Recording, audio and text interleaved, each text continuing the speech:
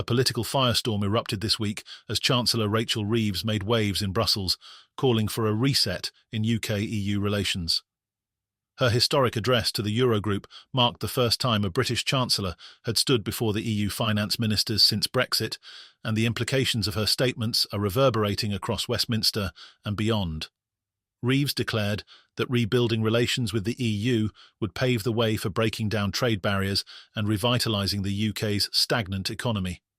However, the backlash has been swift and relentless, with accusations flying that Labour is dragging the UK back into the EU's orbit, despite the party's firm stance against rejoining the bloc. In a carefully worded speech, Reeves attempted to position the reset as a pragmatic move to benefit businesses struggling under the weight of post-Brexit bureaucracy.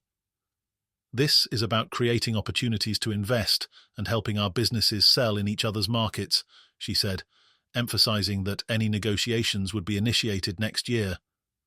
While her rhetoric struck a hopeful tone for European finance leaders, it left her domestic critics seething. Conservatives immediately branded her as an EU apologist, accusing her of kowtowing to Brussels without securing guarantees in return. Shadow Business Secretary Andrew Griffith piled on the pressure, urging Reeves to pivot her focus towards securing a trade deal with the United States instead of, in his words, dragging Britain backwards into the slow-growth EU. Reeves's call for a reset couldn't have come at a more precarious time. The UK is already bracing for economic turbulence as President-elect Donald Trump threatens to impose tariffs of up to 20% on imported goods. While a US-UK trade deal remains elusive, Reeves's critics argue that aligning more closely with European food standards, a likely outcome of deeper ties with the EU, would jeopardise any potential agreement with Washington. With Labour walking a tightrope between its commitment to post-Brexit agreements and its promise to improve trade conditions, the Chancellor's plans seem to have pleased no one fully, leaving both allies and opponents questioning her strategy. Reeves's push for closer ties was met with cautious optimism in Brussels. German Finance Minister Jörg Kukies described the prospect of normalised trading relations as being in our national interest, while Spain's Carlos Cuerpo called it a win-win situation. Dutch Finance Minister Elko Heinen, however, was quick to pour cold water on the idea of revisiting Brexit negotiations, emphasising that the UK's trade status with the EU was settled. Even so, the underlying economic pressures facing Europe could push member states to reconsider their rigidity. Carsten Brzeski, an economist at ING Research, noted that Trump's proposed tax cuts and deregulation in the US could create a competitive edge that might force the EU to adopt a more collaborative stance with the UK. The uncertainty has left business leaders on edge, unsure of where Britain's trade allegiances truly lie.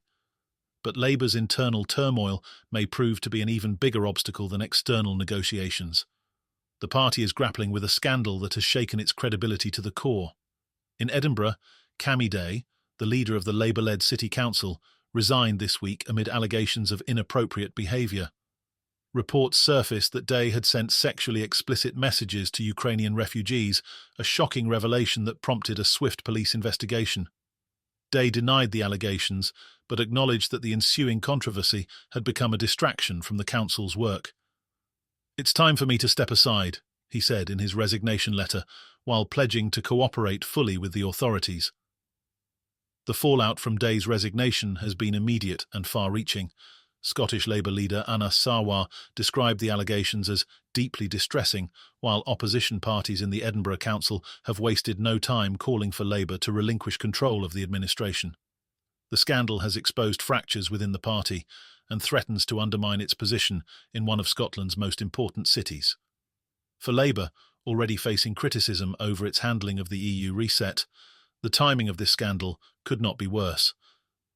Political analysts warn that the party's ability to govern effectively is now under scrutiny, with rivals ready to capitalise on any sign of weakness. While Labour scrambles to contain the damage from its internal crisis, the Conservative government is facing its own set of controversies. The Home Office confirmed this week that it has abandoned plans to repurpose the North Eye site in East Sussex as an asylum accommodation centre. Purchased for a staggering £15 million, more than double its original market value, The former prison was intended to alleviate pressure on the asylum system. However, a damning report from the National Audit Office revealed that the project was plagued by mismanagement and mounting costs, including the presence of asbestos and an estimated £20 million in necessary repairs. Home Office officials claimed the site was no longer needed and announced plans to sell it. But the revelation has sparked outrage among taxpayers and local residents alike, who see the project as yet another example of government incompetence. Campaigners who opposed the asylum camp are celebrating the decision, but questions remain about the broader strategy, or lack thereof, for addressing the migrant crisis. With immigration policy already a hot-button issue, this debacle has further eroded public trust in the government's ability to manage the situation effectively.